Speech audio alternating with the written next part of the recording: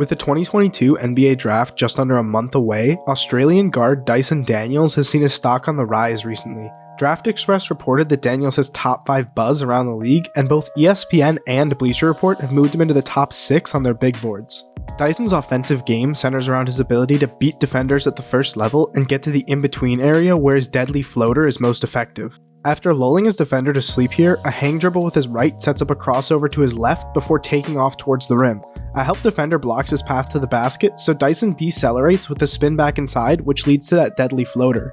Once he's past the first level, help defenders need to close down on Dyson's space to prevent his floater. However, with Dyson standing a little over 6'7", he's easily able to hit open teammates over the top of the defense. In the same way that trying to crack a simple 4-digit code leaves you with 10,000 possible solutions, Dyson blends change of pace, visual manipulation, an expanding bag of dribble moves, and savvy ball screen usage to constantly keep perimeter defenders guessing and reliably beat them off the dribble. Here it's one dribble right before behind the back cross to his left, getting Dyson to the elbow for his favorite spin back inside and floater. This time, handling the ball in transition, an in and out move also features a change of pace and immediately leads into a crossover. By this point, Dyson's already collapsed the defense, so finding a wide open shooter is easy. And on this occasion, it's a nasty hesitation move to get his defender off balance, quickly shifting gears, and with the defense in panic mode, he rises and finds an open teammate. Operating from the pick and roll here, Dyson takes extremely tight angles, leaving no room for his defender to slither between himself and the screener, and a little change of pace throws off the rim protector's rhythm and leads to an easy bucket. Dyson, like all prospects, has a few things to work on, and that applies to his driving game too. For one, he tends to shy away from contact as a finisher. He gets past the first level here, but he doesn't bump the rim protector, and that's a block every time. There is reason for optimism though, as he started occasionally bumping guys on his way up towards the end of the season, like he showcases here as his right shoulder clears out this defender in transition. Another concern is that his hips are a bit tight, which prevents him from sharply changing directions. This issue pops up with his second step when trying to blow by defenders in the drive. Notice how much ground his first and third steps in red cover compared to his second step here in blue.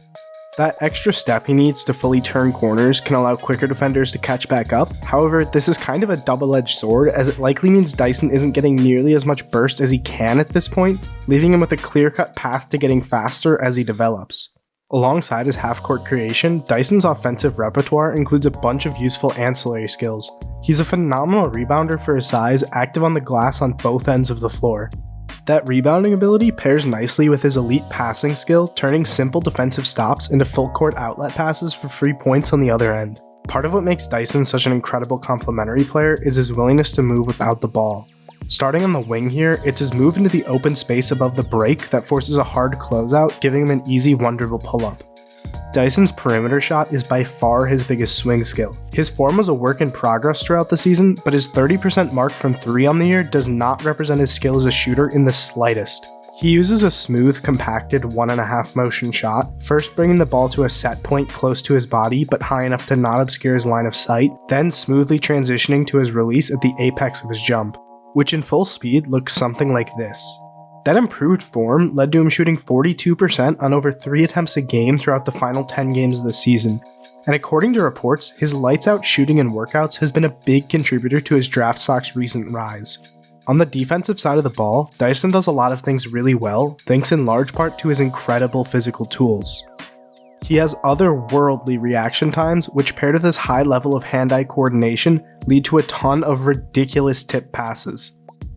Against a delay pick and roll here, Dyson is a low man and he pre-rotates to tag the roller. The ball handler makes a great read kicking to the open man in the corner, but Dyson's reaction time and long strides allow him to quickly recover. And again, Dyson's length forces a readjustment at the rim, forcing the driver right into Dyson's teammate for the block.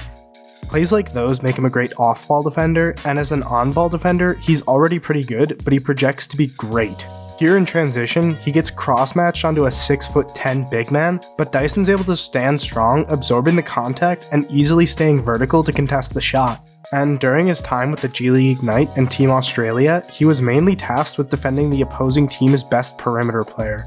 That positional versatility makes him an incredibly valuable defender, but he's not without his flaws. Dyson's defending a guard on the perimeter here, and a quick change in direction highlights those stiff hips we touched on earlier, leading to an easy blow-by and an open 3. He doesn't read complex actions quite quick enough yet. Here against a stagger DHO, it's Dyson's responsibility to tag the roll man, but he doesn't realize in time, leading to free points. Screen navigation is definitely a weakness. He doesn't have the strength or wiggle to stick with his man through this screen. However, the issue is mitigated by his excellent recovery tools as he gets back in the play to block this shot, and then while saving the ball, he of course throws a perfect outlet pass for an easy score. Dyson can be a bit jumpy at times, struggling to stay down on a fake along the perimeter here, but he has that ability that all elite perimeter defenders do to stick to his man and prevent the easy shot. Dyson truly has the potential to be a game-changing defender, which paired with his ability to carry a portion of the offensive load and his bevy of useful complementary skills is why he projects as the perfect co-star. Thanks for watching. If you enjoyed the video, leaving a comment, liking, and subscribing helps me out a lot. If you want more content, YouTube thinks you'll like this video too.